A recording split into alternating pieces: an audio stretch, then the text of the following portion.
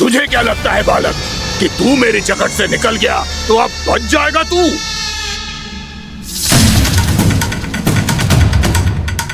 मेरे विष से अपनी प्राण रक्षा करने में सफल रहा, मेरी जकड़ से भी छूट गया, पर मेरे दंश से नहीं बच पाएगा।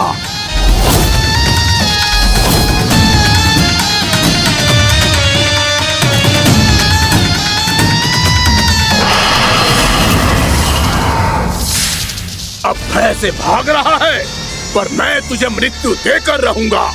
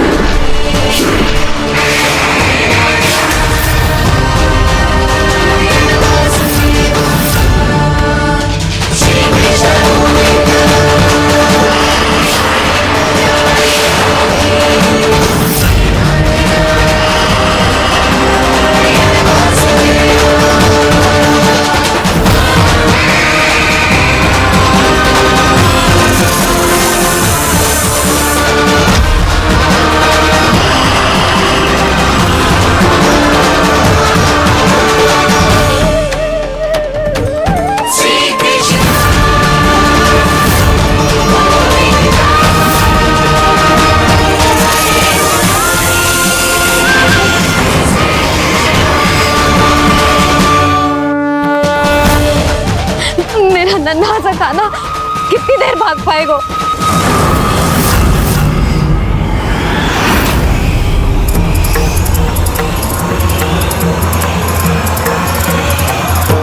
और कितनी प्रतीक्षा करोगे मेरी भक्त कालिया? भक्त नहीं, काल हूँ मैं तेरा। जब अहंकार का मुकुट बुद्धि को ढक लेता है तो भक्त अपने भगवान को भी नहीं पहचान पाता। व्यर्थ की पहेली में मत उलझा बालक, ना मैं भक्त हूँ और ना तू भगवान।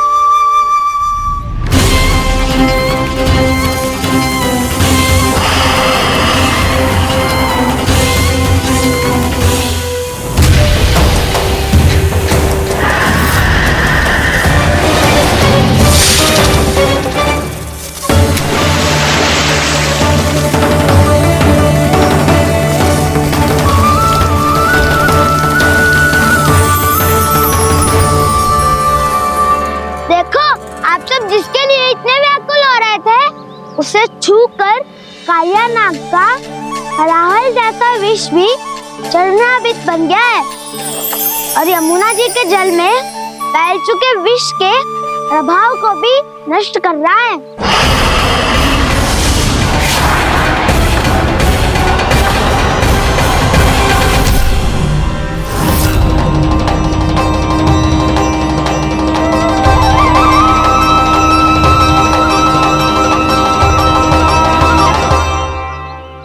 धर्म रक्षक अधर्म विनाशक प्रभु श्री कृष्ण का कौशल सचमुच अद्वितीय है। नारायण नारायण।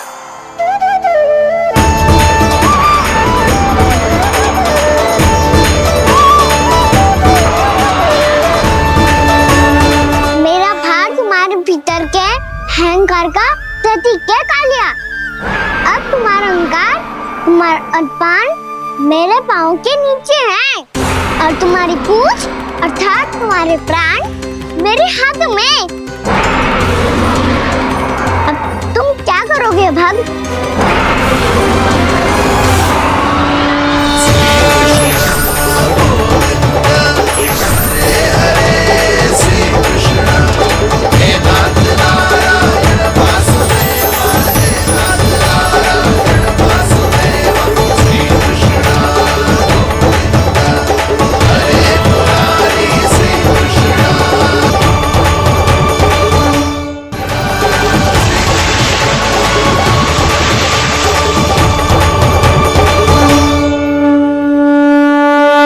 प्रभु, भले ये आपको पहचानने में असमर्थ हो, पर हम सब ने आपको पहचान लिया है। हाँ प्रभु, एक भक्त होने के नाते और एक अर्धांगिनी और माँ होने के नाते मैं आपसे इनके प्राणों की भिक्षा मांगती हूँ। अपनी कृपा दिखाइए और इन्हें क्षमा कर दीजिए। आपके लिए मित्र और शत्रु में कोई अंतर नहीं प्रभु। उसी तरह आपकी कृपा और दंड में भी कोई अंतर नहीं। दोनों दया ही तो हैं, अकारण ही किसी को प्राप्त नहीं होती। हमें विश्वास है कि हमारे पति को मिला ये दंड कोई अभिशाप नहीं है, आपका वरदान है।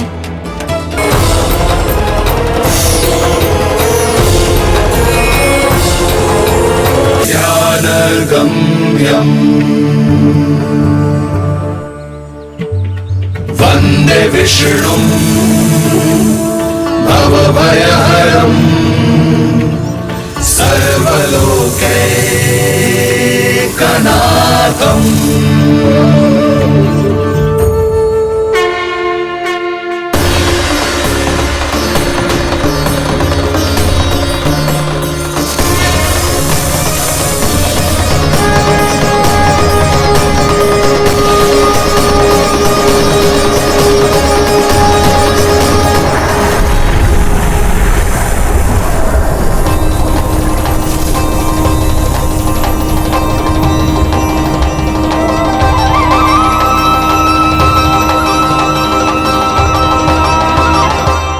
तुझे क्या लगता है बालक कि तू मेरी जगत से निकल गया तो अब बच जाएगा तू?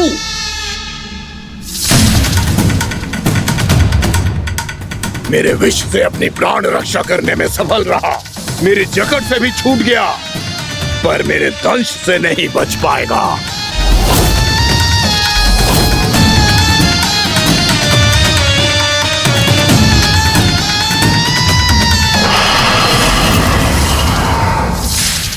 अब भय से भाग रहा है, पर मैं तुझे मृत्यु देकर रहूंगा।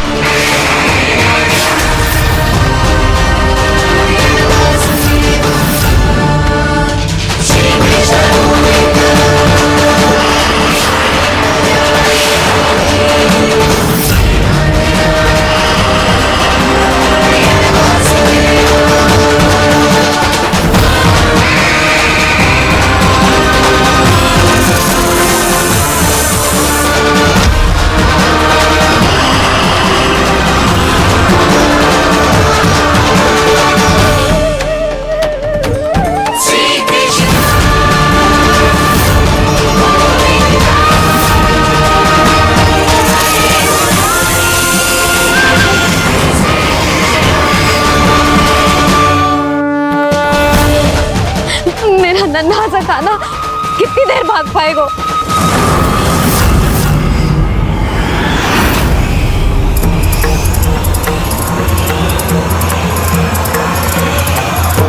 और कितनी प्रतीक्षा करोगे मेरी भक्त कालिया? भक्त नहीं, काल हूँ मैं तेरा। जब अहंकार का मुकुट बुद्धि को ढक लेता है तो भक्त अपने भगवान को भी नहीं पहचान पाता। व्यर्थ की पहेली में मत उलझा बालक। ना मैं भक्त हूँ और ना तू भगवान।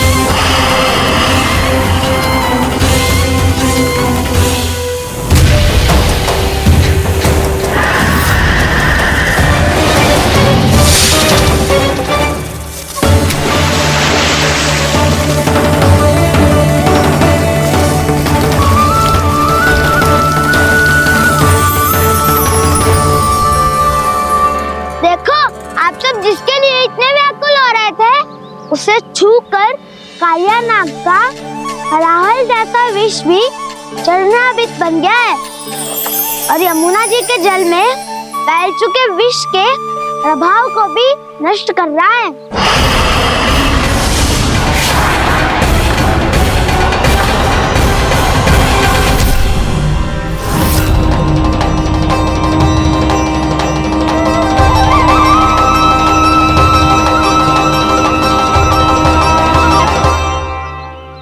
धर्म रक्षक, अधर्म विनाशक प्रभु श्री कृष्ण का कौशल सचमुच अद्वितीय है। नारायण नारायण।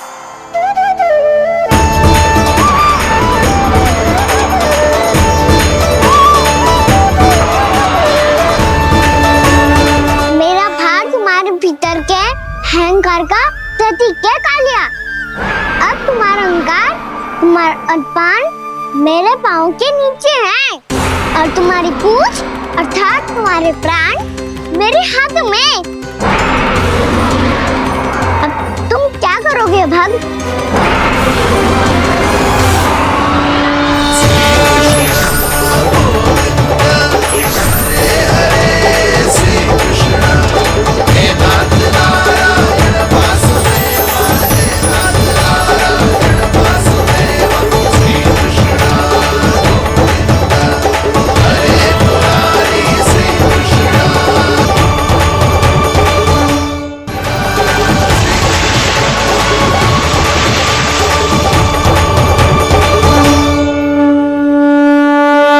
प्रभु, भले ये आपको पहचानने में असमर्थ हो, पर हम सब ने आपको पहचान लिया है। हाँ प्रभु, एक भक्त होने के नाते और एक अर्धांगिनी और माँ होने के नाते मैं आपसे इनके प्राणों की भिक्षा मांगती हूँ। अपनी कृपा दिखाइए और इन्हें क्षमा कर दीजिए। आपके लिए मित्र और शत्रु में कोई अंतर नहीं प्रभु। उसी तरह आपकी कृपा और दंड में भी कोई अंतर नहीं। दोनों दया ही तो हैं, अकारण ही किसी को प्राप्त नहीं होती। हमें विश्वास है कि हमारे पति को मिला ये दंड कोई अभिशाप नहीं है, आपका वरदान है। ये सत्य है प्रभु कि इनसे बहुत से पाप हुए हैं। इनके विष से बहुत सारे जीव जंतु को हानि पहुंची है। पर अब आपके चरण इनके शीश पर पड़ गए हैं। ऐसी कृपा तो बड़े बड़े महान महात्माओं को भी दुर्लभ है, और इन्हें प्राप्त हुआ तो अवश्य ही ये किसी महान पुण्य का ही फल है। हे प्रभु, उन्हीं पुण्य कर्मों की शक्ति का आह्वान कर मैं आपसे विनती करती हूँ, इन्हें प्राण दान दीजिए। मैं अपने इस भक्त को क्षमा अवश्य करूंगी देवियों, यदि ये अपने अहंकार को त्याग कर मुझे पहचान ले तो।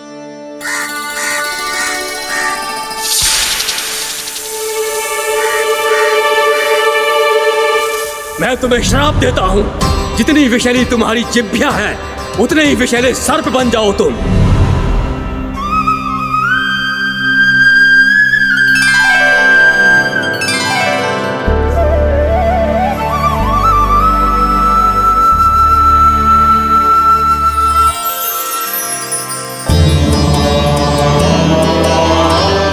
नारायण, मुझे क्षमा कीजिए नारायण। मैं तो आपका परम भक्त था, किंतु मैं आपको पहचान नहीं सका। इसका दंड तो मुझे मिलना ही था, किंतु मैं अब प्रायश्चित करना चाहता हूं। इसके लिए यदि आप मेरे प्राण भी ले लेंगे तो भी मुझे कोई दुख नहीं होगा। मैं अपना जीवन, मृत्यु और अपना अस्तित्व सब कुछ आपको समर्पित करता हूं। तुम्हें तुम्हारी क्रोध के कारण श्राप मिला, जिसे विशाल सर्प के रूप में तुम्हारा जन्म हुआ, और सर्प का तो स्वभाव है विष फैलाना। इसीलिए तुम्हें दंड नहीं दूंगा मैं, सिर्फ सभी अपराधों का पश्चाताप कर लिया। इसीलिए मैं तुम्हें क्षमा करता हूँ कालिया।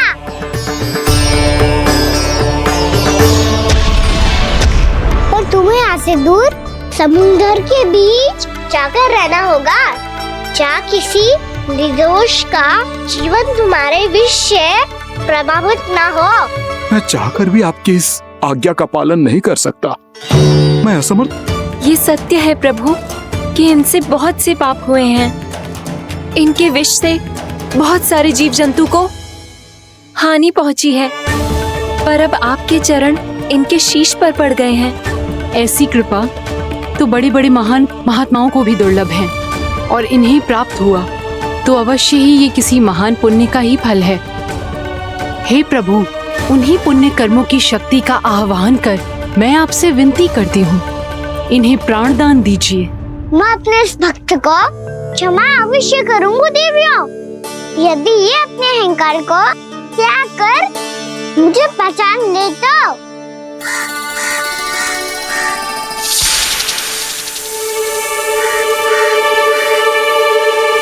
मैं तुम्हें श्राप देता हूँ, जितनी विषैली तुम्हारी जिह्वा है उतने ही विषैले सर्प बन जाओ तुम।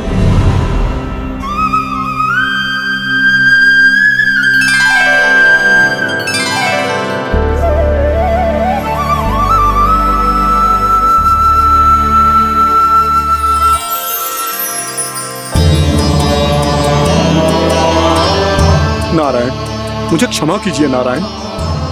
मैं तो आपका परम भक्त था, किंतु मैं आपको पहचान नहीं सका। इसका दंड तो मुझे मिलना ही था, किंतु मैं अब प्रायश्चित करना चाहता हूं। इसके लिए यदि आप मेरे प्राण भी ले लेंगे तो भी मुझे कोई दुख नहीं होगा। मैं अपना जीवन, मृत्यु और अपना अस्तित्व सब कुछ आपको समर्पित करता हूं। तुम्हें तुम्हारी क्रोध के कारण श्राप मिला, जिसे विशाल सर्प के रूप में तुम्हारा जन्म हुआ, और सर्प का तो स्वभाव है विष फैलाना। इसीलिए तुम्हें दंड नहीं दूंगा मैं, सिर्फ सभी अपराधों का पश्चाताप कर लिया। इसीलिए मैं तुम्हें क्षमा करता हूँ कालिया।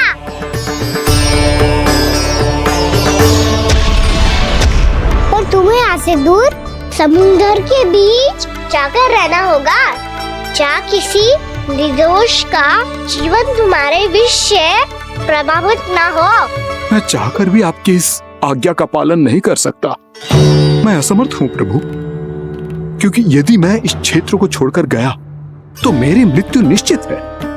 आपसे क्या छुपा है प्रभु? आप तो जानते हैं कि सर्प जाति और आपके वाहन गरुड़ के बीच अनंत शत्रुता चल रही है, जिसका प्रारंभ नागों के द्वीप नागालय से हुआ था। उस द्वीप पर छोटे जीवों को निगल जाने के लिए सर्प थे और गरुड़ को सर्पों का स्वाद बहुत प्रिय था, इसलिए वो बार बार नागद्वीप जाने लगा था। पर इस कारण पूरी सर्प जाति उससे आतंकित हो गई थी, इसलिए जब भी गरुड़ वहाँ पहुँचता तो सभी सर्प छिपने लगते। जब गरुड़ को इसका आभास हुआ तो उसे बड़ा क्रोध आया और वो उत्तेजना में भरकर सर्पों का शिकार करने लगा। भूख ना होने पर भी उन्हें मारने लगा। अब सर्पों के प्राण हरना उसके लिए खेल बन गया था। इस भीषण समस्या का समाधान ढूंढने के लिए पूरी सर्प जाति महान सर्प वासुकी के सामने इकट्ठी हुई। हे महान वासुकी, हमारी सहायता कीजिए। नागद्वीप पर गरुड़ ने आतंक मचा दिया है। पहले तो वो हमें अपना भोजन बनाता था, लेकिन अब हम उसके खेल का साधन बन चुके हैं। भूख हो या ना हो, जब तब आकर वो हमारे प्राण हर लेता है। अनुचित हिंसा के इस प्रथा का आरंभ सर्पों ने ही किया है। पहले आप सबने पूरे द्वीप पर अधिकार कर लिया, फिर आहार के साथ साथ आनंद के लिए भी आप सभी ने निर्दोष जीवों की हत्या की। और जब सृष्टि का संतुलन बनाए रखने के लिए गरुड़ आपको अपना आहार बनाने आया, तो आप सब अपने प्राणों की रक्षा के लिए छिपने लगे।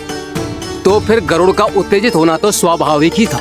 नागनाथ, जो हमने अन्य जीवों के साथ किया वही अब हमारे साथ हो रहा है, परंतु ये भी तो सृष्टि के संतुलन के विरुद्ध ही है ना? अवश्य है, इसलिए मैं गरुड़ से चर्चा करूंगा। धन्यवाद प्रभु।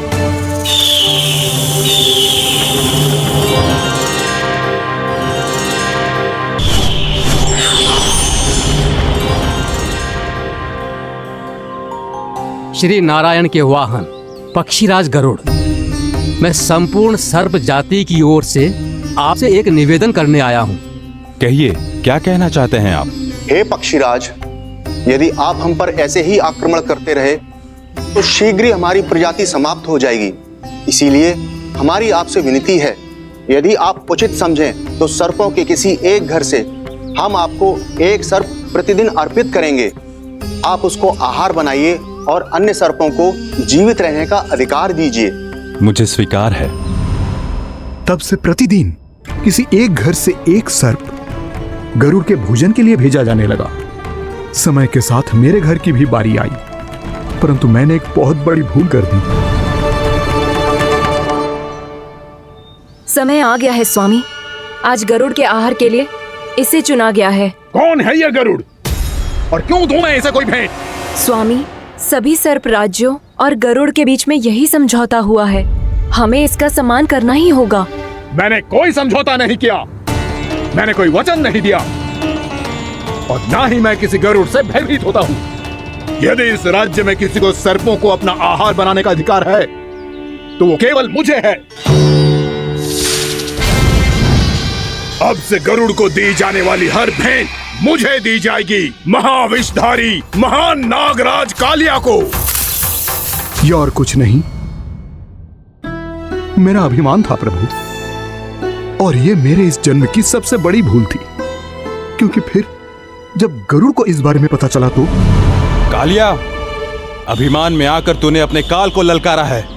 जिस कालिया के नाम में ही काल छिपा है, तू उसे ललकारने का दुस्साहस कर रहा है गरुड़। स्वयं को भगवान विष्णु का वाहन कहता है, तो वाहन का ही कर्म कर। स्मरण रख, इस धरती के सर्वश्रेष्ठ योद्धाओं के लिए भी मैं मृत्यु का दूत हूँ। विनाश काले विपरीत बुद्धि। तुझ जैसे मूर्ख सदा इस युक्ति को सार्थक करते आए हैं। अपने विनाश को आमंत्रण किया है तो अब भोग।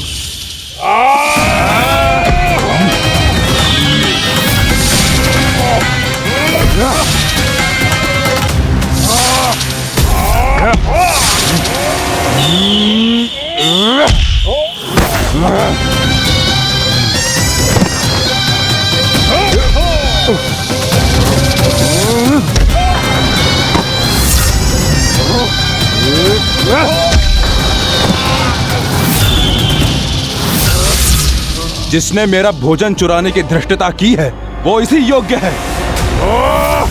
तू मुझे जानता नहीं है गरुड़, मैं महाविषधारी नाग कालिया हूँ। तेरा इतना दुस्साहस कि तूने मुझ पर चरण से प्रहार किया। वाह!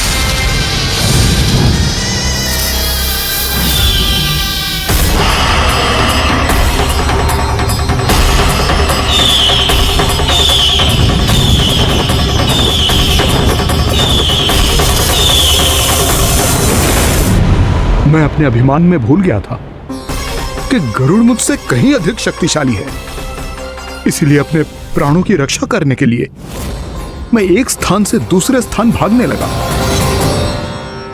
नदियां, पर्वत, यहां तक कि मैंने सागर भी लांघ डाला, पर मैं जहां भी जाता गरुड़ के रूप में मेरा काल वहीं आ जाता।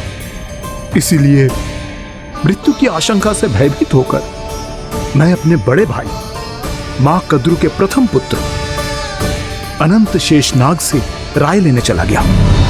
भैया, मैं यहां आपसे आपकी सहायता लेने आया हूं। मेरी एक छोटी सी भूल के कारण यह गरुड़ मेरा पीछा कर रहा है। मुझे हर समय हर स्थान पे ढूंढते रहता है। यदि उसने मुझे ढूंढ लिया तो वो निश्चित ही मेरे प्राण ले लेगा। मुझे कोई ऐसा स्थान बताइए जहां मैं अपनी पत्नी और अपने संतानों के साथ शांति से रह सकूं। तुम यमुना नदी के किनारे वृंदावन क्षेत्र में जाके वास करो कालिया। गरुड़ वहां प्रवेश नहीं कर सकता क्योंकि उसे ऋषि सौबरी का श्राप मिला हुआ है।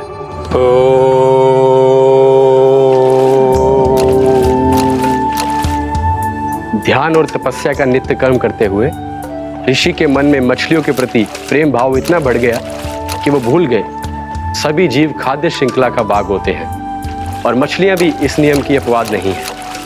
उन्हें मछलियों की अटखेली इतनी अच्छी लगने लगी कि वो इस क्षेत्र के मछुआरों को भी मछली पकड़ने की अनुमति नहीं देते थे।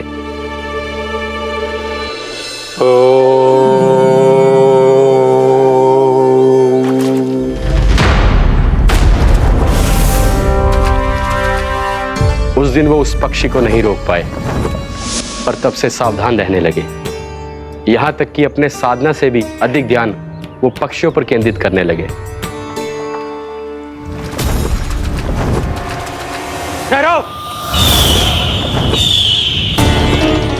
इसी क्षण अपनी चोंच में पकड़ी इस मछली को छोड़ दो। तुम्हें इन मछलियों का आहार नहीं करना चाहिए पक्षीराज। ये तो खाद्य श्रृंखला का नियम है ऋषिवर। यदि मैं इनका आहार नहीं करूंगा तो कोई और पक्षी कर लेगा। मैं अपने आनंद या प्रतिशोध के लिए इनके प्राण नहीं ले रहा। ये तो बस मेरा भोजन है। पर यह मेरा तपस्या स्थल है।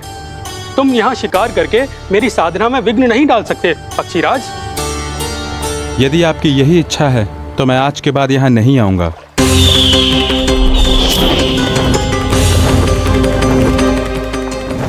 पर आज ये मछली मेरे आहार के रूप में पकड़ी जा चुकी है। मैं वचन देता हूँ ऋषिवर, इस स्थान पर यह मेरा अंतिम शिकार होगा।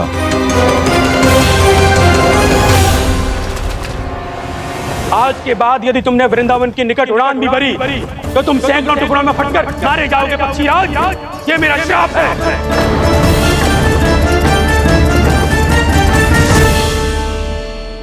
और इसीलिए भैया शेषनाग के सुझाव के अनुसार मैं यहां आ गया। पर अब यदि मैं कहीं और जाऊंगा तो मेरे प्राण नहीं बचेंगे प्रभु। निश्चिंत रहो कालिया, अब से गरुड़ तुम्हें कोई हानि नहीं पहुंचाएगा। अब तुम्हारे फनों पर मेरी पक्षिंग बन गए कालिया, इसीलिए अब से तुम्हें गरुड़ से कोई भय नहीं होगा। निश्चिंत होकर अपने परिवार के साथ गहरे समुद्र में चले जाओ और सुख से शांति से निवास करो। पर ध्यान रहे निर्दोष जीवों को हानि ना पहुंचे। आपने मुझे जीवन दान दे दिया प्रभु, इस उपकार से मैं कृतज्ञ हूँ प्रभु। आदेश दीजिए, मैं आपकी सेवा कैसे करूं? तुम्हारे जल क्षेत्र से 1 कोटि कमल पुष्पों को लेने की अनुमति दे दो कालिया। यही मेरी सेवा होगी।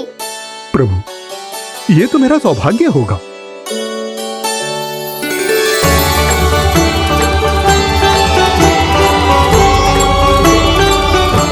1 कोटि के स्थान पर हम 3 कोटि कमल पुष्प ले आए प्रभु।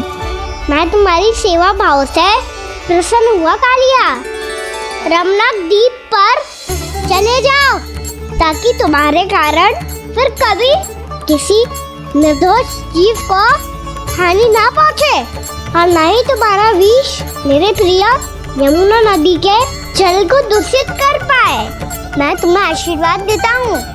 आज यहाँ मेरे द्वारा तुम्हें दिए गए इस आदेश का स्मरण जो भी भक्त करेगा और प्रातः काल और संध्या काल में इसका उच्चारण करेगा उसे फिर कभी किसी संकट से कोई भय नहीं होगा। ये स्थान अब से काला कुंड के नाम से जाना जाएगा। यहाँ पर स्नान करने वाला और देवताओं को इस क्षेत्र से जल का अधर देकर प्रसन्न करने वाला भक्त यदि मेरा स्मरण करके पा सकेगा तो वो अपने सभी पापों से शीघ्र ही मुक्त हो जाएगा।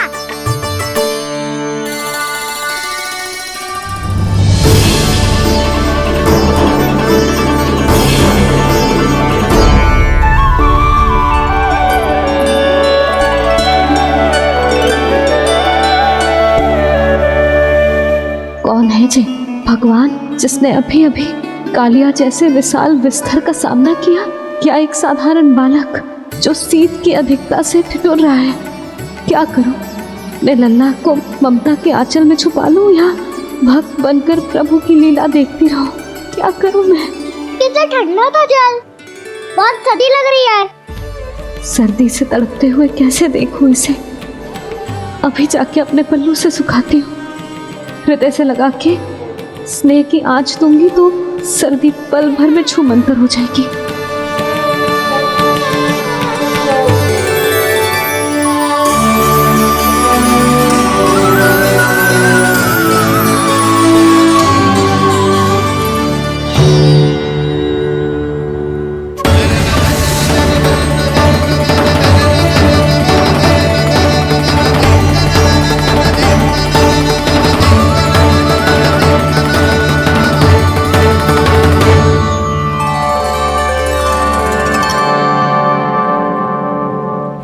मेरी आवश्यकता ना है इसे। ये तो सच्ची में भगवान ही है जिसकी ठंड दूर करने के लिए स्वयं द्वादश आदित्य प्रकट हो गए हैं।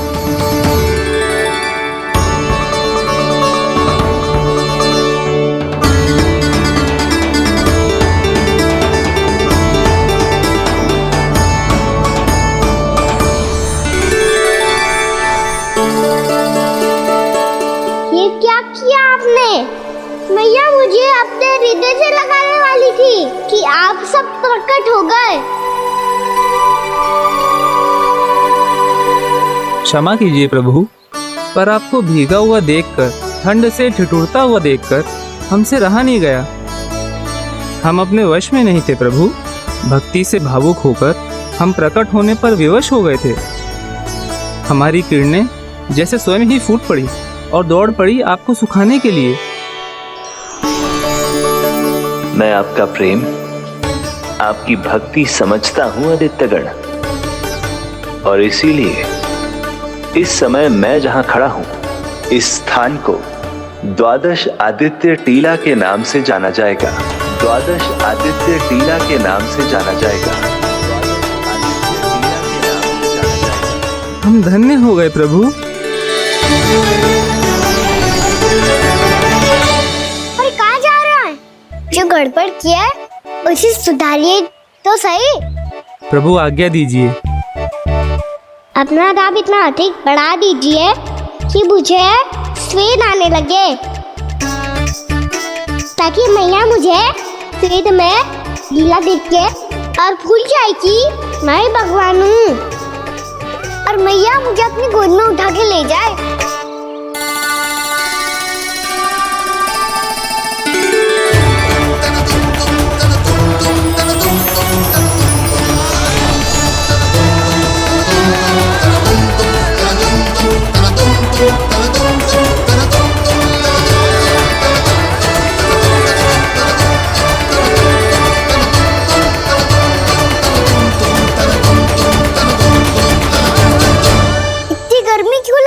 मैया? स्वेद की एक बूंद भी आती थी तो मैं अपना आंचल लेकर पहुंच जाती थी इसके पास। जानती ही नहीं थी कि चेतु स्वयं वायुदेव को आदेश दे सकते हैं कि वो बहने लगे और उसका सारा स्वेद सुखा दे। वायुदेव की आवश्यकता नहीं है मैया, मुझे आप ही चाहिए। लगता है जिस बात का भय था वही सत्य होने लगी है। भैया मेरे भगवान रूप को भूल नहीं पाएगी और अब मेरे लिए उनके सत्य छुपा कर रख पाना कठिन हो जाएगा। कृष्णा कृष्णा हरे कृष्णा कृष्णा कृष्णा मुरली मनोहर कृष्णा गोपाला गोविंदा हे दामोदरा।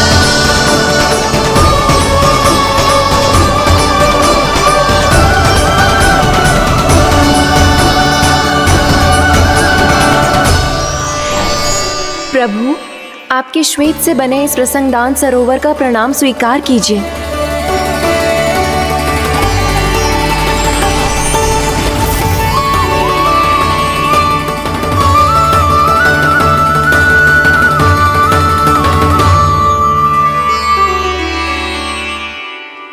ओहो, इस चमत्कार को देखकर भैया को और भी अधिक विश्वास हो जाएगा कि मैं भगवानी हूँ। अब कैसे मनाऊं मैया को कि मैं इनका लाई हूँ। बाबा है ना, अब तो यही सहायता करेंगे। श्री कृष्णा गोविंदा हरे हरे श्री कृष्णा गोविंदा हरे हरे श्री कृष्णा हरे मुरारी श्री कृष्णा श्री कृष्णा श्री कृष्णा।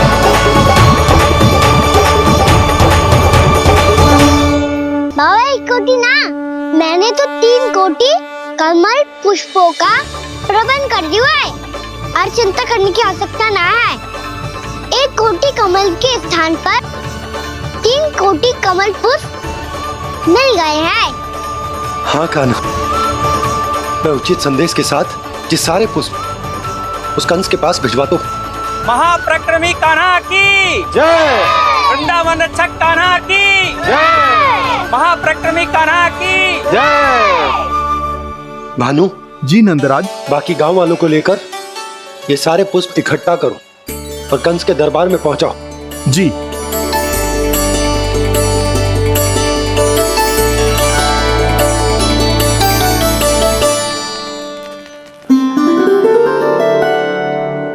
मैया, कौन हो तुम? मुझे पता था मैया, जब आपको सत्य पता चलेगा तो आप मुझे मैया की तरह स्नेह ना कर पाओगी। इसीलिए आज तक सत्य छुपाता आया हूँ ताकि आपकी ममता, आपका प्रेम अनुभव करने का अवसर मिलता है मुझे। और फिर आज को बताया था ना, जो रहस्य तुमने बरसों तक छिपाया था उसका भेद खुलने में तुम्हारा ही योगदान है। मुझे कालिया के शीश पर अपने पद चिन्ह रखकर उसे मुक्त कराना था दाऊ, वचन दिया था मैंने उसे। इसके अतिरिक्त निर्दोष पशु पक्षियों के जीवन को कालिया के विष से ही बचाना था मुझे। इसमें कंस को तो सम्मिलित करना ही था ताकि जब मैं कालिया का सामना कर रहा हूँ तो वो किसी और असुर को समस्या बनाकर वृंदावन ना भेज दे। पर इस सबसे बड़ा एक कारण और था दाऊ, मैं चाहता था कि मैया को सत्य पता चल जाए। पर क्यों कहा ना? क्योंकि मुझे लगने लगा था कि मैया से ये रहस्य छुपाकर इनके साथ धोखा कर रहा हूँ। अपराध बोझ से दबा जा रहा था मैं।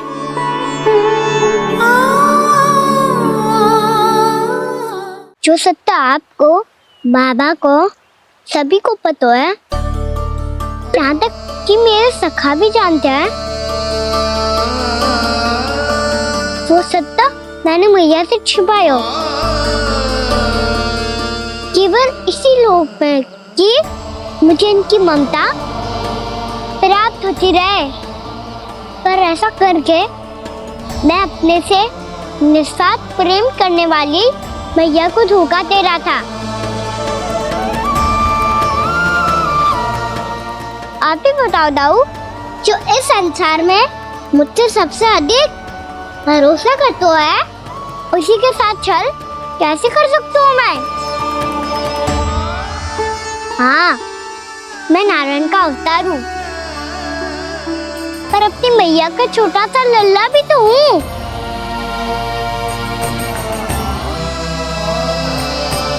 इसीलिए तो यमुना जी में छलांग लगाने का एक कारण इस गेंद को लेने जाना भी था। ने स्नेह से बनाई थी मैया ने गेंद, इसे अपने से दूर कैसे होने देता मैं? आपको आभास भी ना है मैया कि आप मेरे लिए कितने महत्वपूर्ण हो। ये सत्य है कि सभी देवता, प्रकृति, भक्त, ये सब है मेरा ध्यान रखने के लिए, मेरी सेवा करने के लिए। पर क्या इनमें से कोई भी मेरी मैया का स्थान ले सकता है?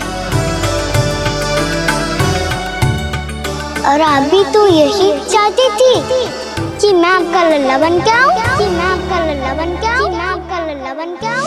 आज जैसे आपने मुझे अपनी गोद में लिटा रखा है,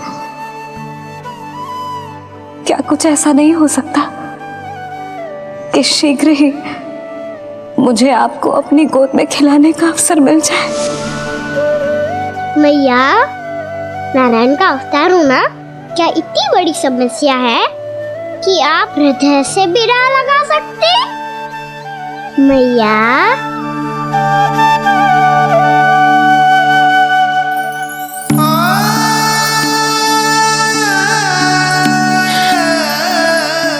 मेरा कान्हा, मेरा लल्ला।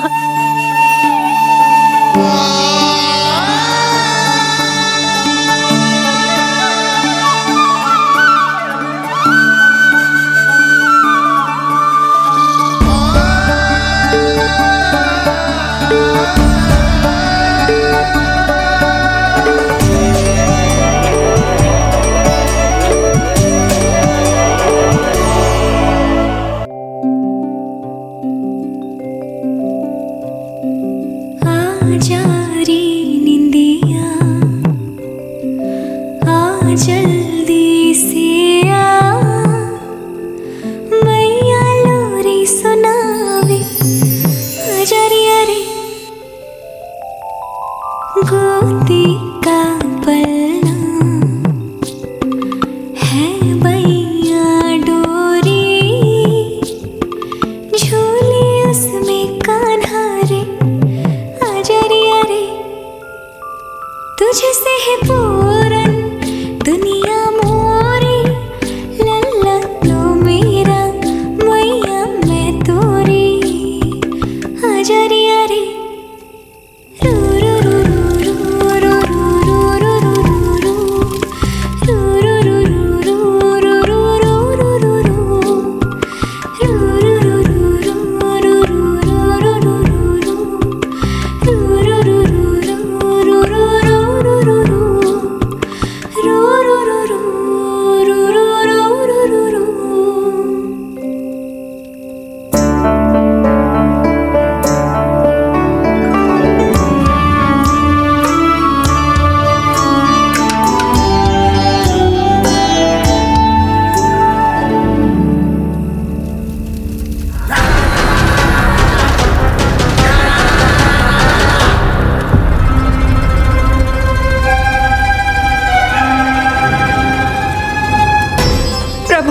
शीघ्र ही कुछ कीजिए, अन्यथा पूरा वन ही जल जाएगा। मेरी सहायता कीजिए प्रभु।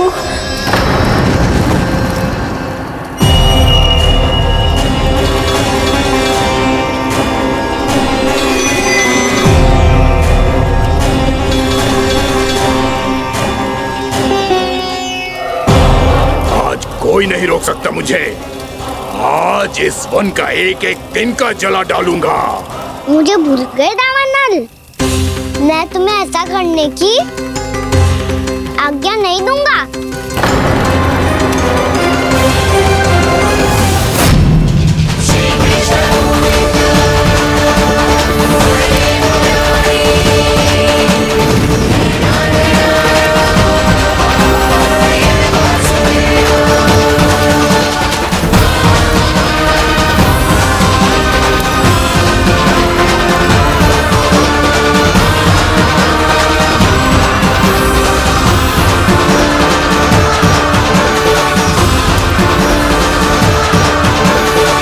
मैया की नींद में व्यवधान पहुंच रहा है, मुझे शीघ्रता करनी होगी।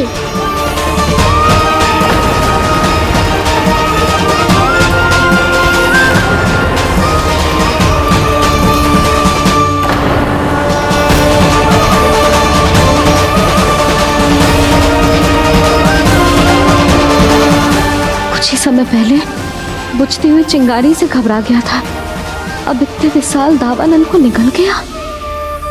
फिर से गड़बड़ कर दी कान्हा ने।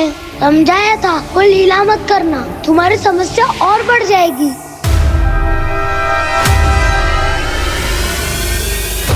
अब क्या करूं दाऊ?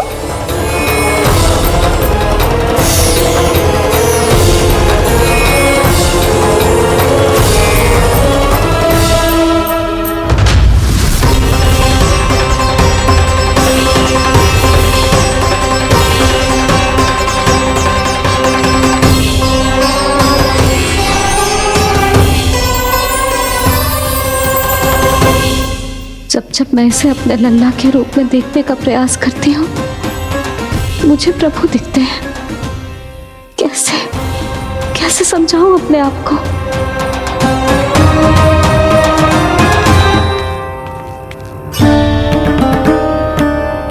मैया मुझे पता है आपने कहा था अग्नि के साथ मत ही खेलना, पर अग्नि फैल रही थी। मुझे कछु ना कछु तो करना ही था मैया। क्यों प्रभु, क्यों छीन रहे हो एक मैया से उसकी ममता? मैं आपकी भक्त अवश्य हूँ, पर उसके साथ साथ आपकी मैया भी बने रहना चाहती हूँ। आपको एक मैया बनकर दुलारना चाहती हूँ, फटकारना चाहती हूँ, डांटना चाहती हूँ। तो फिर डांटो ना मैया, फटकार लगाओ, मुझे दंड दो। कैसे कान्हा? तुझे देखते ही मुझे अपने भगवान दिखाई देने लगते हैं। मेरे मन में तेरे प्रति भक्ति के भाव जाग रहे हैं। मैया ऐसा मत ही करो ना। देखो मैं वही कान्हा हूँ जिसे आप लोरी सुना के सुलाती थी। वही कान्हा हूँ जिसे अपने हाथों से माखन खिलाती थी। मैं वही कान्हा हूँ मैया जो भूल करता था तो आपकी डांट भी खाता था और आपसे दंड भी पाता था।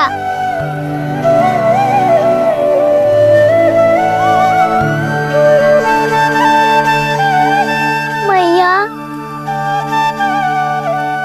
एक बार मेरी ओर देखो तो सही, मैं वही कान्हा हूँ जो आपकी पूछ बनके पूरे वृंदावन में घूमता था। जैसे चलना बोलना सब सिखाया आपने। पहले मेरा सत्य जाने बिना आप मुझे अपने लल्ला की तरह व्यवहार करती थी। अब मेरा सत्य जानने के बाद भी अपने लल्ला की तरह ही मुझे अपनाना होगा, क्योंकि मैं तो वही हूँ, आपका कान्हा।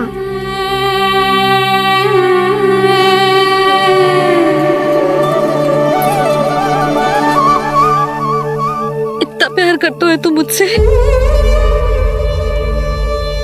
जब मैं तेरे भीतर भगवान का रूप देखती हूँ तो मैं भयभीत हो जाती हूँ कान्हा। ये सोच के कि तू मुझे छोड़ के तो ना चला जाएगा। कहीं गया भी तो सदैव आपके हृदय में ही रहूंगा। वही तो है मेरा असली निवास।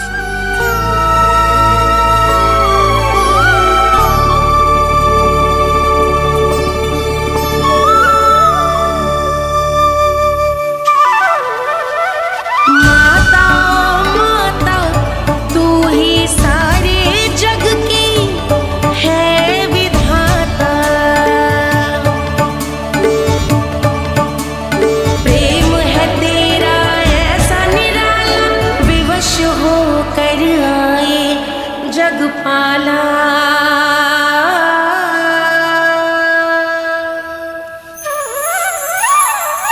यशोमती मैया के नंद लाला, यशोमती मैया के नंद लाला, यशोमती मैया के नंद लाला, यशोमती मैया के नंद लाला।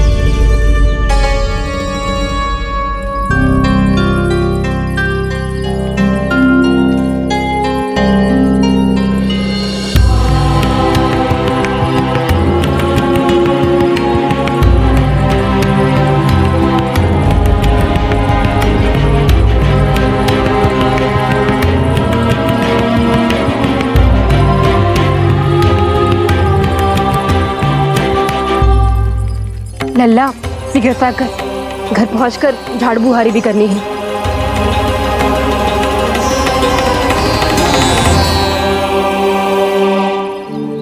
का होगा ये सब ठहर क्यों गए? ये सब क्या होगा?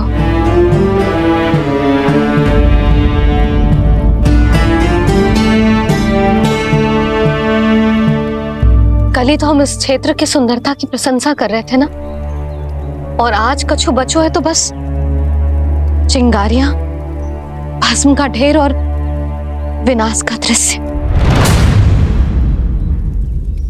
चिंता क्यों करती हो भाभी? जिसने इस वन को हम सबको जलने से बचाए हुए, वहीं से फिर से हरा भरा कर देगा।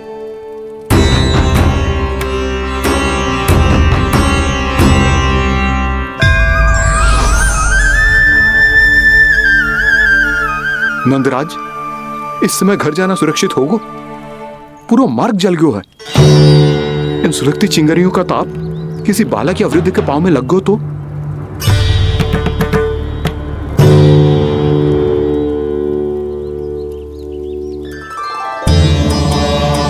चिंता की कोई बात नहीं है बाबा, हम सब महर्षि गर्ग के आश्रम में जा सकते हैं। वहाँ सारी व्यवस्था हो जाएगी, वो यहाँ से अधिक दूर भी नहीं है।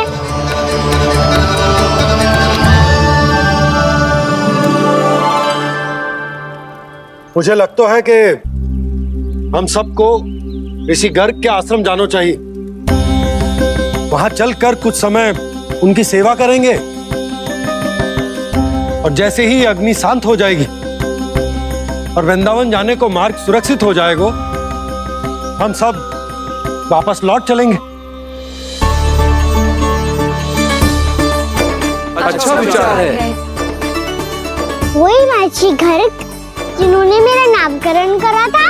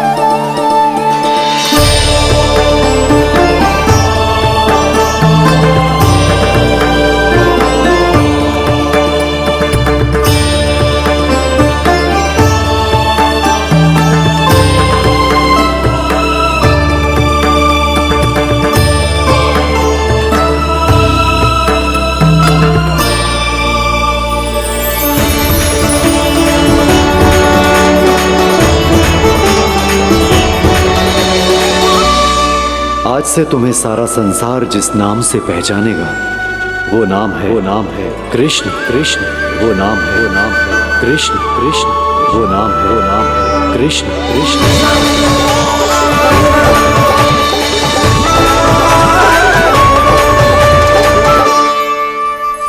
प्रणाम रिसीवर।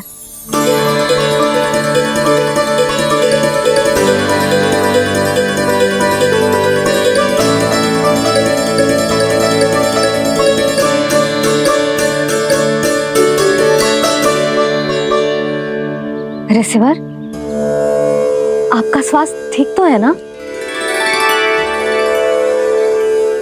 महर्षि को संभालो कान्हा, नहीं तो ये साष्टांग प्रणाम कर देंगे तुम्हें।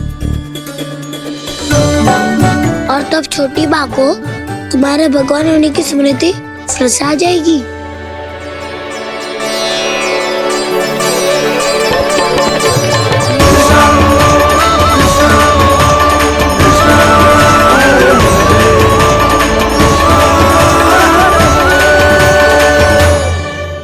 भक्तों को भगवान के दर्शन मिलते हैं, मुझे तो साक्षात भगवान ही मिल गए।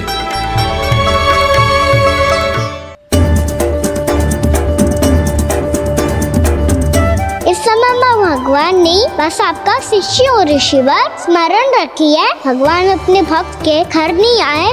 आज एक पुत्र अपनी मैया के साथ एक महर्षि के आश्रम आया है।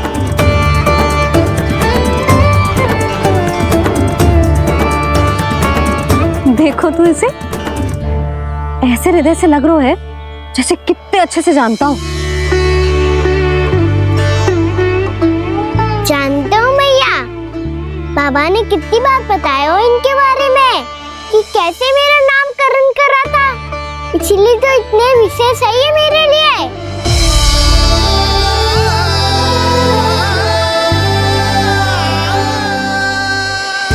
अच्छा ही है कि यशोदा जी भूल रही है कि इसका लल्ला स्वयं श्री नारायण का अवतार है। आप सभी का यहाँ आना बहुत ही प्रसन्नता की बात है। आप आए हैं अपनी इच्छा से, परंतु मेरी इच्छा के बिना जा नहीं पाएंगे। आपके साथ समय बिताने हैं महर्षि, इतनी शीघ्र यहाँ से जाएंगे भी ना?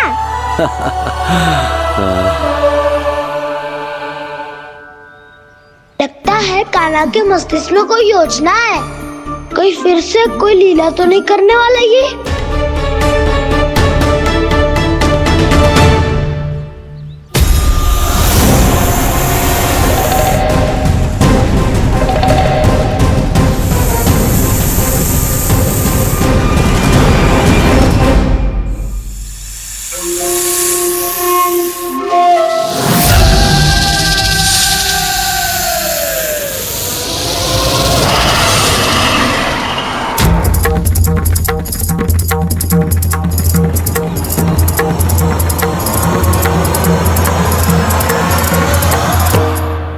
क्या बात है कान्हा, अपने दाऊ को नहीं बताओगे? कौन सी बात दाऊ? चाकचूरू क्यों तुम? कोई विशेष योजना बना रहे हो क्या?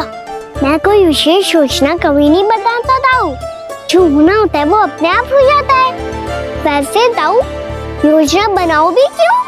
आज कुछ विशेष थोड़ी ना है।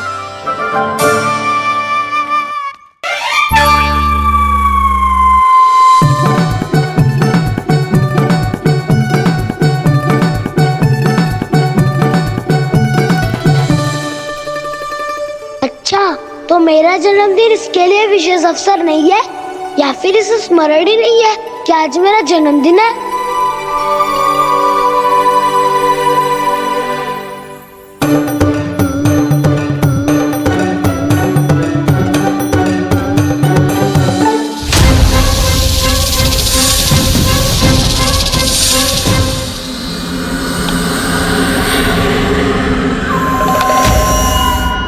ओहो कान्हा, कितनी दूर फेंक दी, अब जाके लेके आनी पड़ेगी।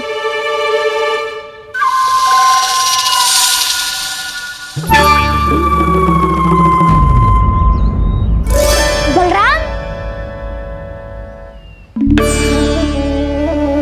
वहाँ खड़े क्या हो? आओ खिल्ली लेके आते हैं।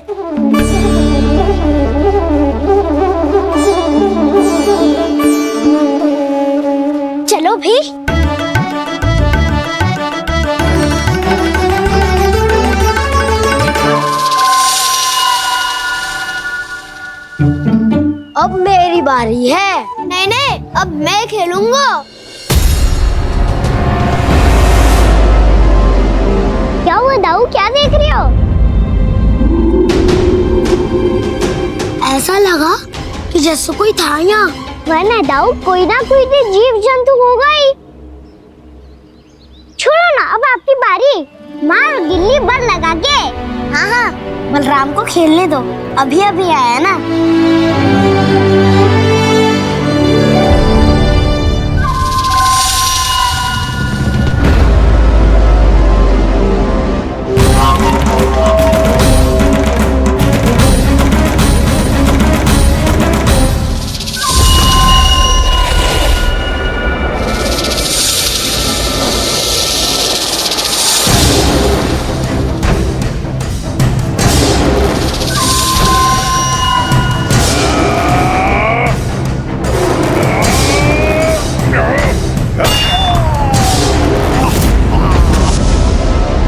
यही हत्या की थी ना उसने मेरे भाई बकासुर की, और वो सारे बालक बड़े चाव से देख रहे थे, प्रशंसा कर रहे थे उस मायावी की।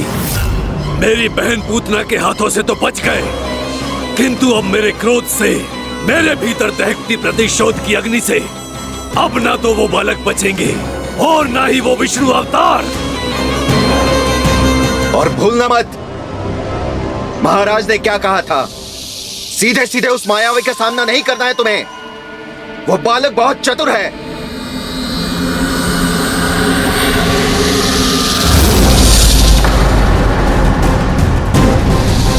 पर है तो एक बालक ही, और एक नन्हा सा बालक क्या हानि पहुंचाएगा मुझ जैसे महाविशाल महाशक्तिशाली अघासुर को।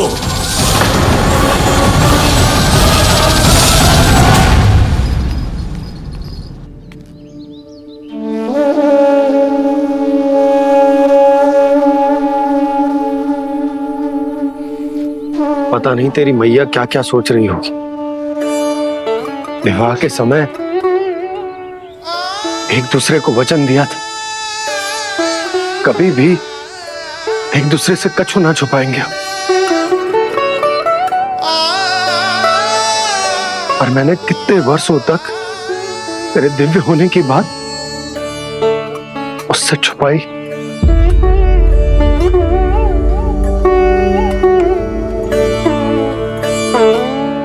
कान्हा, तुमने ही तो कही थी कि मैं तुम्हारा सत्य तुम्हारी मैया को ना बताऊं। फिर तुमने स्वयं ही उन्हें अपने सत्य के बारे में क्यों बताया?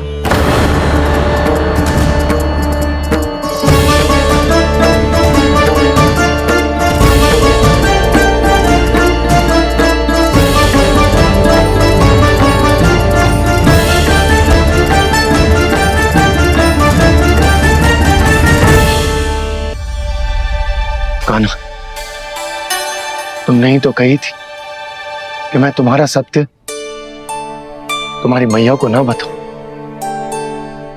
फिर तुमने स्वयं ही उन्हें अपने सत्य के बारे में क्यों बताया?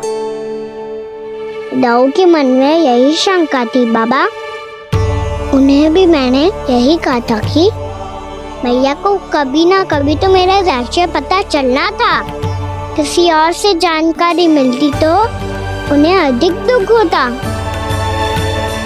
इसीलिए मुझे लगा अच्छा यही है कि इन्हें मेरा सत्य से मुझसे पता चले।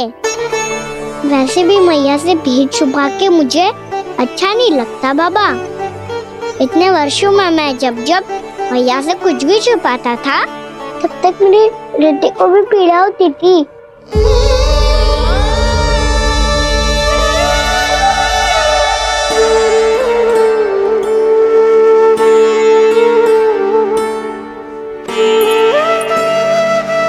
मैं समझ सकता हूँ कान्हा।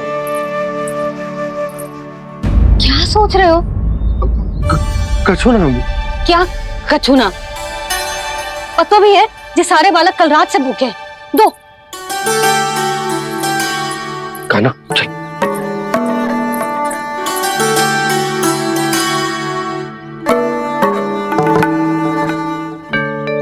लगता है सब ठीक है। क्या ठीक है?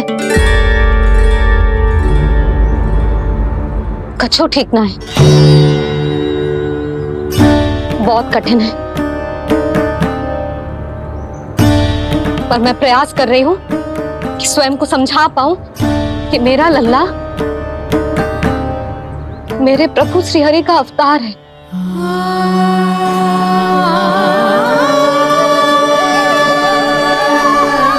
ठहर, तू कहां जा रहा है बिना बताए? पूरे संसार के लिए तू दिव्य होगो, मेरे लिए तू केवल मेरा लल्ला है, समझ आई? अब आके कछु खा ले।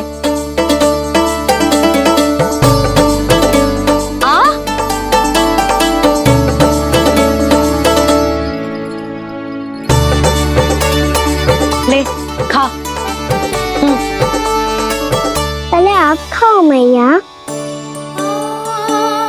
तू खा पहले, मैंने कही ना, तू अब भी मेरा लल्ला ही है जो कल रात से भूखा है, इसीलिए अब चुपचाप खा। और जे मत ही सोचियो कि मैया को सत्य का पता चल गया है तो कछु कहेगी ना। तेरी मैया हूं कान्हा, कस के डांटूंगी, और आवश्यकता पड़ी ना तो डांटूंगी भी और दंड भी दूंगी। और फिर भी बात ना मानी तो स्मरण है ना ओखल, देख यहां भी है।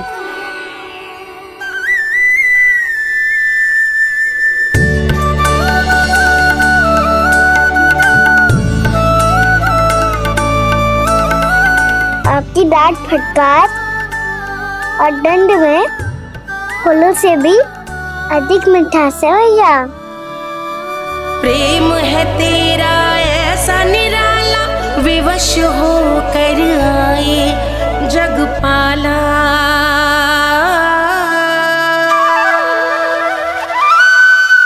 मुझे छोटी सी अनुमति चाहिए। फिर से वन जाना है? फिर से कोई लीला करनी है क्या? हाँ वो। बस बस, अधिक बहाने बनाने की आवश्यकता ना है। ठीक है चला जा, पर वन के अधिक भीतर ना जाना, समझ आई?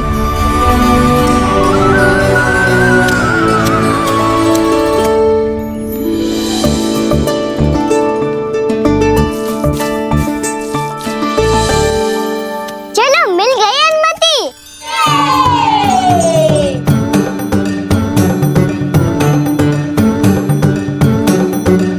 राहु, आप ना चलोगे हमारे साथ खेलने? नहीं, तुम जाओ, मुझे पौधा लगाना है। पर क्यों दाऊ? क्योंकि माँ ने कहा है आज मेरा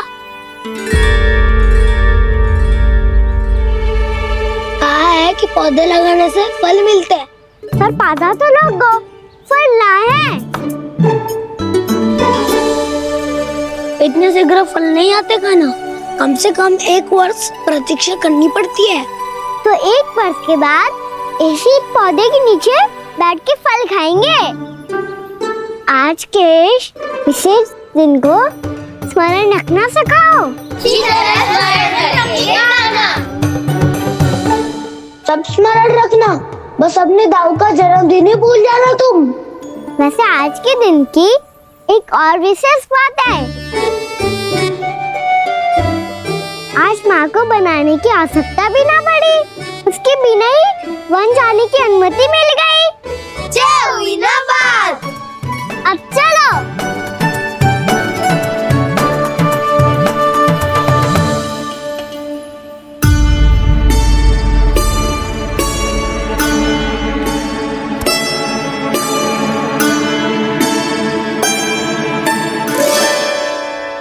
बलराम, कहाँ थे तुम? अच्छा तुम्हें पता है, महर्षि गर्ग ने मेरी विनती स्वीकार कर ली है। तुम्हारे जन्मदिन के विशेष अवसर पर तुम्हारे लिए विशेष पूजा करेंगे वो। जो किसी को स्मरण ही ना रहे, वो कैसा विशेष अवसर? क्या हुआ? किसी ने शुभकामनाएं नहीं दी? सखा भूले तो कोई बात नहीं, पर छोटा भाई भूल गया माँ। क्या? ये कैसे संभव है? वही तो मैं भी सोच रहा हूँ माँ। पूरे संसार की हर छोटी से छोटी बात जिसे ध्यान रहती है, वो अपने बड़े भाई का जन्मदिन कैसे भूल सकता है? सुनो सुनो सुनो, ये तो अच्छा करो कि तुम सबने से किसी ने भी दाऊ को पता ना चलने दिया कि उनका जन्मदिन हमें स्मरण है। पर अब हमें उनके लिए कुछ ढूंढना होगा। हाँ, हम सबकी ओर से कोई ना कोई विशेष उपहार। तो फिर गोवंश का ध्यान कौन रखेगा? और कौन? तुम। गैया मैया की तो समस्या ना है, पर जब बछड़े मेरे वश में ना आते, इन्हें तो कान्हा ही संभालेगा। अच्छा ठीक है, पर तुम सब जाओ और कुछ अनोखा ढूंढ कर लाओ। गए सब। अब इनकी अनुपस्थिति में शांति से अघासुर का अभिमान भंग करूंगा। इसे क्या लगता है ये मुझे अपने जाल में फंसा लेगा? इसके मित्रों को मृत्यु के जाल में ऐसे फंसाऊंगा मैं कि ये रक्षा की भिक्षा मांगेगा मुझसे।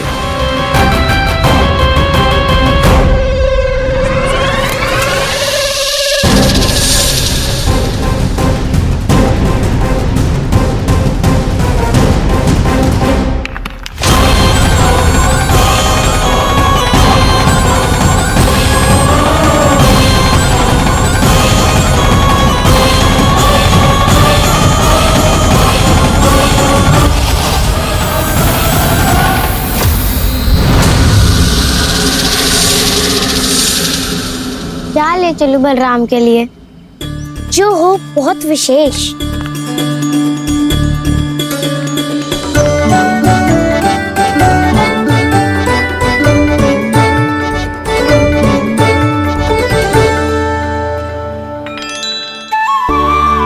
ये फल उसे बहुत प्रिय है।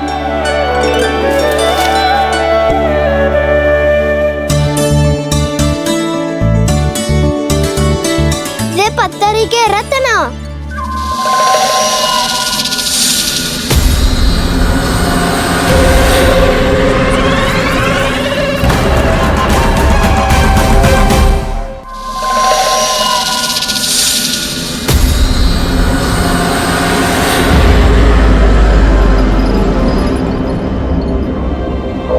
सका, अजगर। भयभीत मत हो वसंता, ये तो केवल एक कंदरा है। अजगर हो तो ऐसे मुंह खोल के थोड़ी ना बैठे रहते हो। और नहीं तो क्या। पर एक बात तो है, आज तक ऐसा कछु ना देखो। अद्भुत। चलो भीतर चल के देखते हैं, क्या पता बलराम के लिए कुछ अनोखा, कुछ अद्भुत मिल जाए। जो कंदरा बाहर से इतनी सुंदर लग रही है, उसके भीतर कछु न कछु सुंदर मिलेगा ही। तो सस्ते में अजगर हुआ तो कान्हा है ना, बच्चा के बाहर निकाल देंगे, जैसे स्वयं बकासुर के देह से बाहर आया था।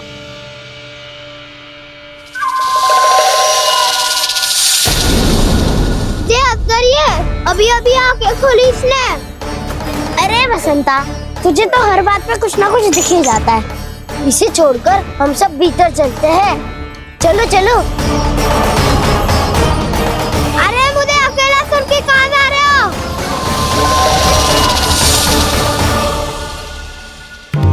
बहुत देर हो गई मुझे अकेला देखकर भी। अघासुर ने अभी तक आक्रमण नहीं किया।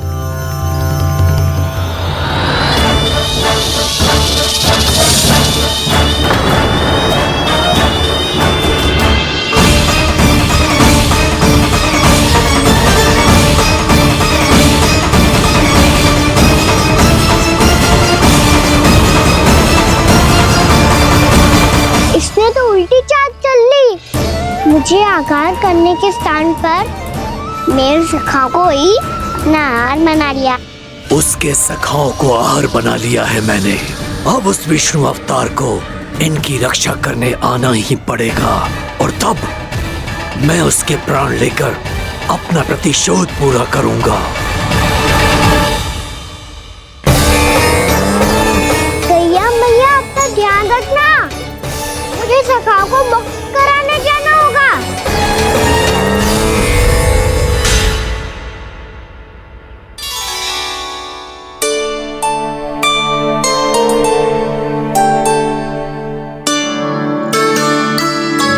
बड़ी अच्छी सुगंध आ रही है।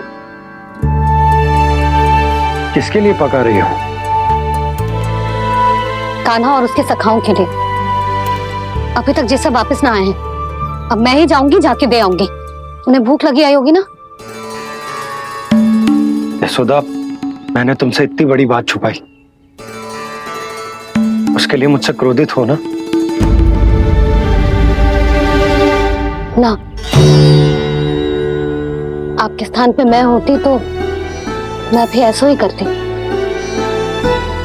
और भगवान की इच्छा से बड़ा तो और कछु ना होता है। पर अब मुझे जाना होगा। जिस सारे बालकों ने रात से केवल फल खाया हुआ है।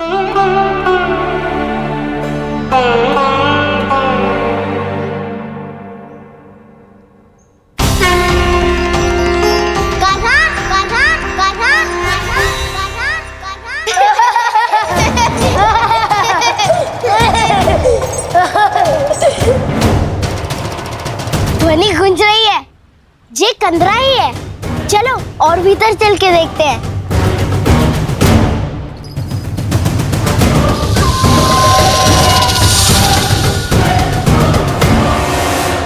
इन बालकों ने मेरा कार्य सरल कर दिया। स्वयं ही कृष्ण को खींचकर मुझ तक ले आए।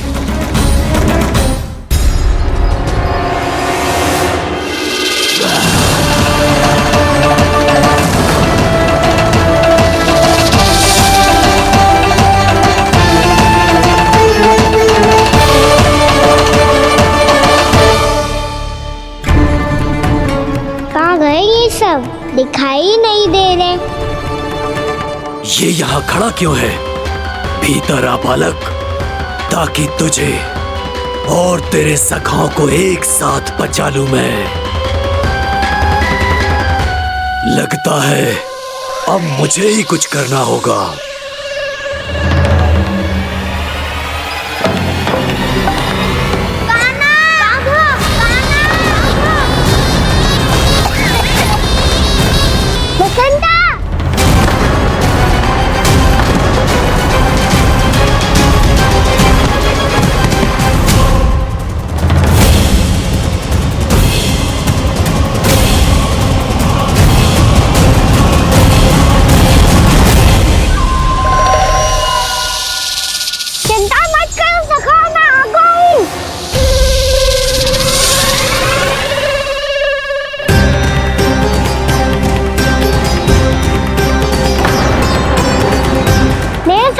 शिकार बना के तुमने बहुत बड़ा पाप किया अगासुर। अब तुम्हें इसका दंड दूंगा मैं।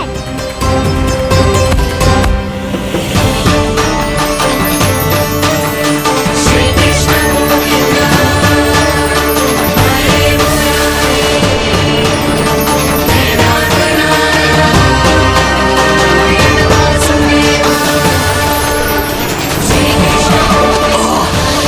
ये क्या हो रहा है मुझे? कैसी माया है ये?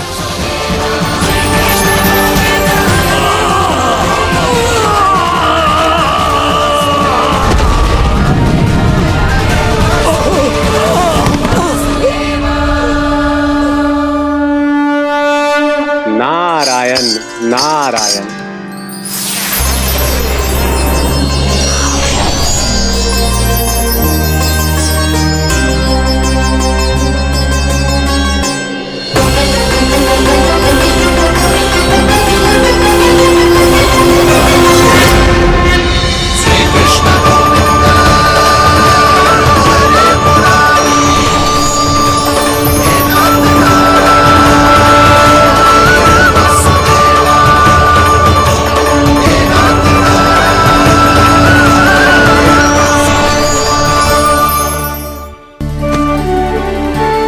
मैंने इतने पाप किए हैं प्रभु, फिर भी आपने स्वयं मुझे मुक्ति प्रदान की।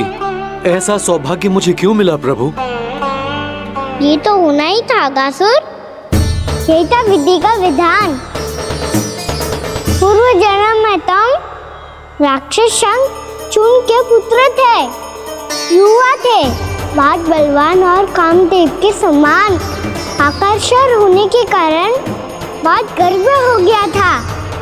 एक दिन एक बहुत ही ज्ञानी और बलशाली ऋषि उसी नदी में स्नान कर रहे थे, जिसके स्वच्छ जल में स्नान करके तुम अपनी कांति को और भी अधिक बढ़ाने आए थे।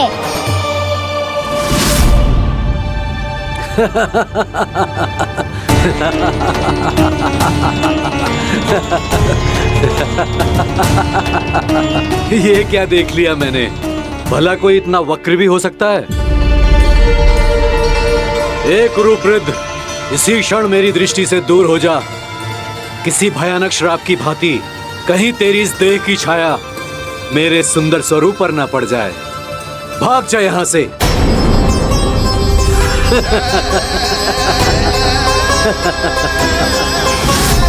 अभी भान में आकर तुमने ऋषि अक्षावर का उपहास उड़ाया। उन्हें तुम्हारे व्यवहार पर बहुत क्रोध आया और इसीलिए तुम्हें विनय का पाठ पढ़ाने के लिए उन्होंने तुम्हें श्राप दे दिया। तुझे अपने अभिमान का पश्चाताप न हुआ तो इस ऋषि का तपोबल व्यर्थ है। मैं तुम्हें श्राप देता हूं ऐ मूर्ख। तू इसी क्षण ब्रह्मांड का सबसे कुरूप सर्प बन जाएगा, कुरूप सर्प बन जाएगा।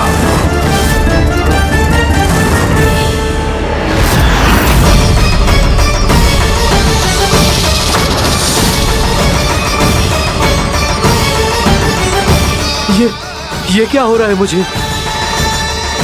मेरी त्वचा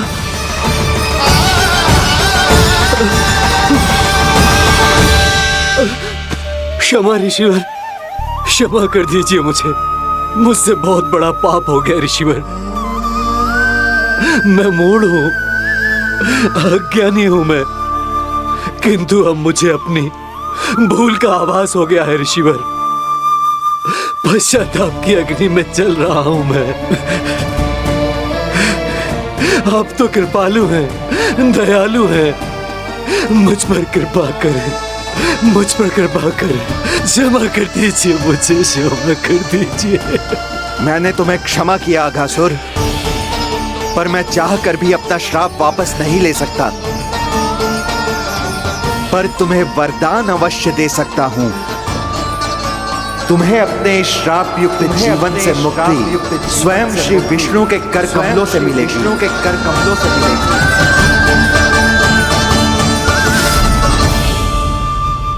आज मैंने उनके मां ऋषि के इसी वरदान को पूरा किया है। अब तुम भव साग के चक्र से मुक्त हो जाओगे।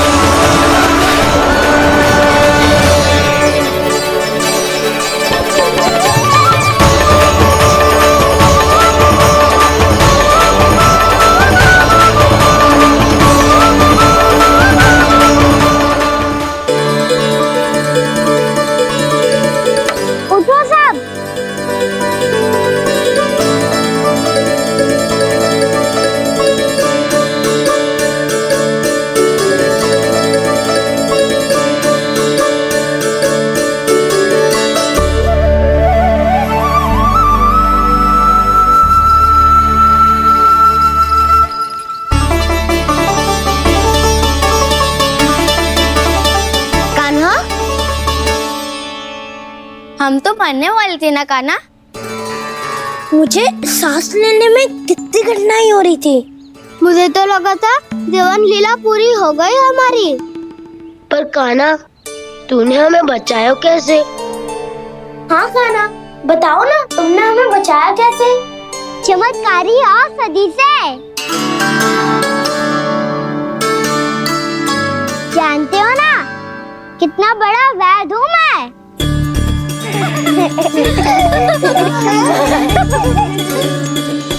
मैंने तो इन सबसे पहले ही कही थी कि हमारे साथ कान्हा है तो भय काई का। बस ऐसे ही प्रभु की कोई ना कोई लीला देखने का अवसर मिलता रहे।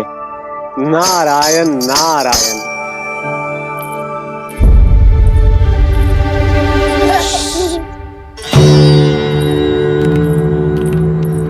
तुम सबको भी मैया का स्वर सुनाई दे रहा है क्या? ना तो। अरे ध्यान से सुनो ना।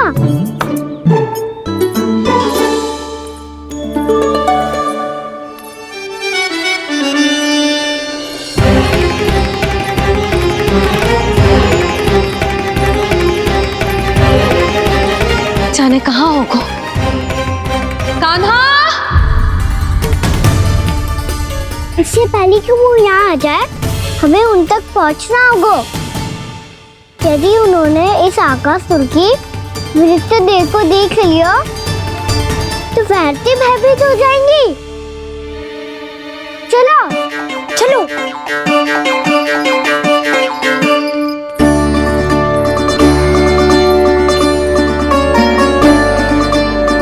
मैया,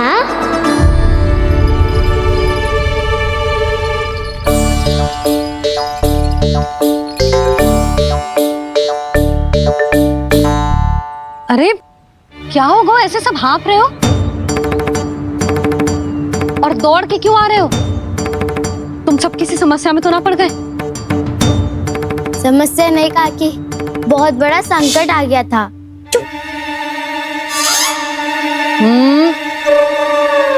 बोलने दे उसे। कैसा संकट रे?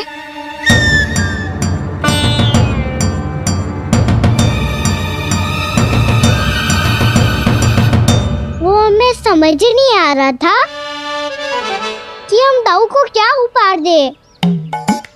आज उनका जन्मदिन है ना। तो फिर से कछु छुपा रहे हो है ना? कान्हा सत्य बता। अरे ना मैया, सखाओ हमें दाऊ को देने के लिए जो इकट्ठा करो है, सब दिखा दो मैया को। ये देखो काकी, जे मैंने चुना है। काकी, जे मेरा उपहार है, कैसा है? पर आप यहाँ क्यों आई हो मैया? अरे तुझे और तेरी टोली को भोजन खिलाने के लिए। ले।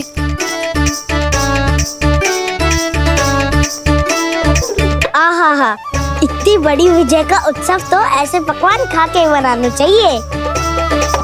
कैसा उत्सव?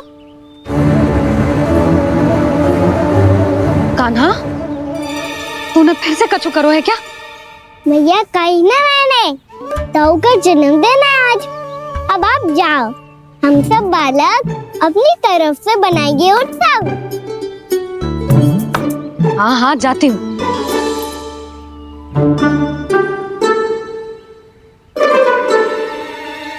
क्या कही तूने?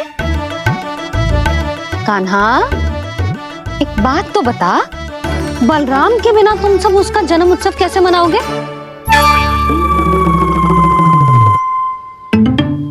शीघ्रता से सब आश्रम आओ, चलो। फिर महर्षि गर्ग के साथ मिलकर तेरे दाऊ का जन्म उत्सव मनाएंगे। वो आज तेरे दाऊ के लिए विशेष पूजा भी करने वाले हैं। अब सब शीघ्रता से आओ, समझ आई?